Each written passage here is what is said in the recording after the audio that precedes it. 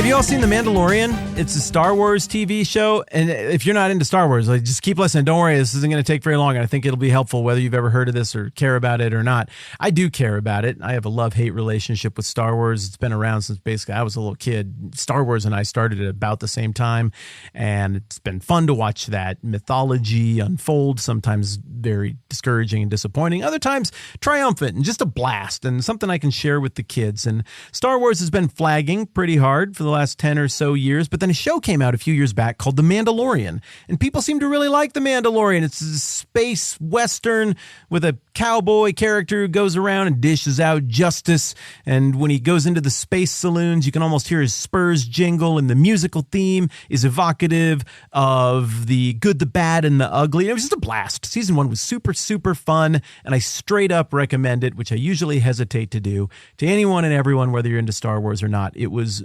delightful. It's that rogue with a heart of gold goes to look after someone who needs his protection and discovers something new and softer about himself. It's fun. Season 2 was fine. Season 3 was maybe not quite as cool. But what I did like about season 3 that just wrapped up, and this is where it relates to the stuff that you and I are talking about here with Esther and everything. In season 3, they are laying it on thick that the whole show is an allegory for what we're looking at here with the Jews in exile. See, there's these people from this planet called Mandalore. They're Mandalorians. That's the name of the show. And Mandalore ran afoul of the great big grand empire. In this case, I suppose it would be a metaphor for Babylon. And so the empire comes along and destroys the planet of Mandalore, wipes out most of the people, and destroys their central religious hub building there as well. And whatever's left of the Mandalorians, they scatter to the ends of the galaxy. And some of them are all cynical and are like, forget it. Let's just blend in with the culture of our new overlords. And others hold fast to the old religious ways of the planet Mandalore, and they believe in prophecies and predictions that one day they will return and rebuild their planet, including this main religious center that is analogous to the temple here in the Old Testament. And just in case you think I'm making this up, by the way, it's actually spelled out somewhat explicitly. There's one little moment where you see an artifact from Mandalore, and it has some space lettering on it, which is translatable. I mean, people on the internet do this thing for a living, and they went and were like, well, I wonder what that little space trinket says there in the Mandalorian. They translated it's Exodus chapter 10. Exodus is in Star Wars. The Bible is in Star Wars. How weird is that, right? I don't know what that all means, but what I do know is that means that they're making it really clear. Like, no, if you're catching Jewish overtones in terms of the exile period in Babylon and Persia and the return that finally happens and the triumph of that return, if you're catching those kind of hints with what we're doing with this space Western TV show, then you are picking up what we are putting down with The Mandalorian, because indeed that is intentional. And indeed, as you watch the show, you find yourself rooting hardcore for these people to get out of exile, to come together, overcome differences, and go and rebuild a thing that was maybe beautiful once upon a time. You're rooting for them to put it back together. And likewise, even if you don't think that there's a God and you're not really into the theology part of the stuff that we're looking at in the Bible, I mean, I think there's a God. I'm into that. But I know many of you who listen, you're not persuaded of that. But either way, whether you're like me or whether you're like you, either way, you're rooting for the underdog in these kind of stories. You're rooting for people to overcome past oppression and horrible things. You're rooting for the not extinction of a people group, because we like people groups. And so when we get to the end of 2 Chronicles and the beginning of the book of Ezra, we get this celebratory moment where it looks like everything is ruined, but then the scattered remnant finally is allowed to go back home and start rebuilding. And it's this massive note of optimism and hope that we talked about at the end of 2 Chronicles last time around. And I told you last time around that all you got to do is turn the page from the end of 2 Chronicles to the very next book in the first chapter of Ezra, and you see that this edict that was issued by Cyrus the Great, first king of the Persian Empire, this edict was a really big deal for the people of Israel, not just because of what it did, but the words itself they viewed as somehow being providentially ordained by God, prophets from centuries past had predicted that this moment would come, that by name, a guy named Cyrus would come and be used by God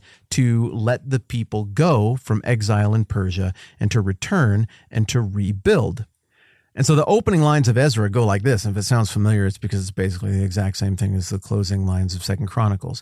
In the first year of Cyrus, king of Persia, in order to fulfill the word of the Lord spoken by Jeremiah, that's the prophet who said before any of this stuff ever went down, before the exile ever happened, he was like, hey, God told me that we're going to go into exile and you're going to need to go there and you're going to need to live faithfully and trust that God still has good plans for you as a people and that things are somehow going to work out, but the punishment is coming. You are going to be defeated by Babylon. So that's the Jeremiah we're talking about. The Lord moved the heart of Cyrus, king of Persia, to make a proclamation throughout his realm and to put it in writing. This is such an important theological element whenever Cyrus is coming up throughout the Old Testament. He gets mentioned north of 30 times, and so often this theme of Cyrus is the servant of God without even knowing what he's doing is there whenever Cyrus gets mentioned. We don't get this as much with other kings. Like, the idea is always there throughout the Bible that kings think they're all that, but they're actually clowns, and God is the actual king, even when he's totally unseen and unacknowledged. He directs the hearts of kings like a watercourse. God is completely and totally in charge. The rival to God's kingdom, which is human government, is no real rival at all. And so both at the end of 2 Chronicles and here at the beginning of Ezra and over in Isaiah as well, it's very heavily spelled out that this wasn't really totally of Cyrus's doing, even though he signed the sheet of paper or etched the cuneiform with his little etching stick. It was really the work of God who ordained all of this and providentially pulled together all these disparate threads of this tapestry of a story that we've been looking at that involves Astyages and Harpagus and Nebuchadnezzar and the Medes and the Assyrians and the Battle of Carchemish and all these other things. The Bible holds all of that stuff out as being providentially, perfectly worked together to get us to Cyrus, who for whatever reason, in the same way that God for whatever reason chose Abraham and for whatever reason chose Moses, now he's for whatever reason choosing Cyrus. He's like, this guy's going to be my instrument to do the thing that I wanted to do and to fulfill the prophecies that I've put forward about life after exile. So picking it back up in Ezra, this is what Cyrus, king of Persia, says. The Lord, the God of heaven, has given me all the kingdoms of the earth, and he has appointed me to build a temple for him at Jerusalem in Judah.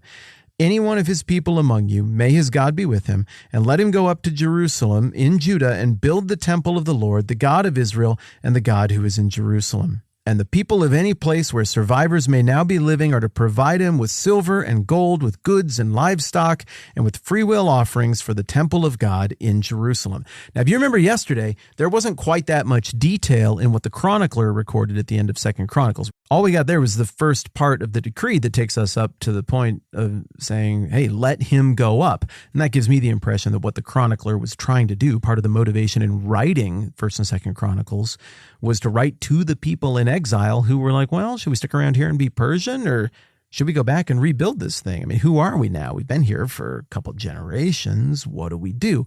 It looks like there's a persuasive element to 1st and 2nd Chronicles to try to motivate the people of the time to go and be a part of this rebuilding thing. And the book of Ezra is being written after the temple has been rebuilt, after people have returned, 80 or so years after the initial decree. And Ezra seems to be really interested in stressing the idea of being holy and set apart for God. Let's not squander this opportunity because of what God has providentially put together for us. Let's nail it on all the stuff that we got wrong before. So Ezra is going to recount all of the details of how unlikely this amazing reversal of fortune is, so that the people who read it, again, 80 or 100 years after the edict was initially given, will see that and be like, whoa, we cannot squander this. This is such a unique opportunity that we have here. We have to keep this thing. We have to seize on this chance that God has given us.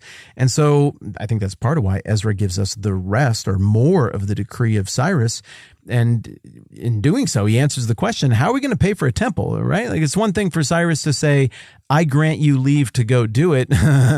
Good luck building temples. I've been told it's pretty pricey, but, I hope it works out for y'all. Let's see how that goes. No, Cyrus specified how it was to be paid for as well. And it's very reminiscent of that plundering of the Egyptians that happened in the book of Exodus during the Exodus.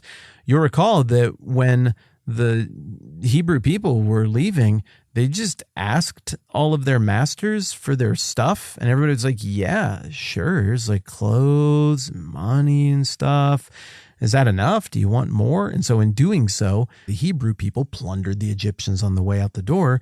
And here, there isn't quite the spike the football, haha, take that Persia kind of tone that you get in regards to Egypt and Exodus. But it's certainly a reminder that, hey, the God who led you out of slavery in Egypt and met your needs, even when it seemed like there was no way for those needs to be met, that same God is the one who's at work here, and he behaves the same way in this situation as he was behaving in that situation. And so Cyrus here, by the prompting of God, issues this edict for the temple not just to be allowed to be rebuilt, but to be paid for.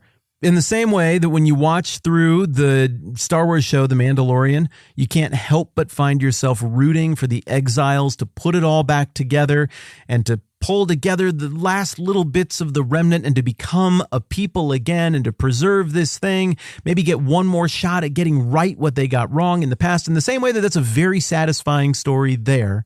So it's a really satisfying story here. You're rooting for these people, whether you understand all of the theology about it or not yet. They went through a horrible calamity, in part of their own making, in part inflicted upon them. But now the land has had rest, like we talked about yesterday. Now it's a new day and there's a fresh opportunity and maybe redemption is at hand. And indeed, the book of Ezra opens up with the suggestion that it is at hand and this long-awaited good outcome is now about to happen. Very fun. More on this mañana. I'm Matt. This is the 10-Minute Bible Hour podcast. Let's do this again soon.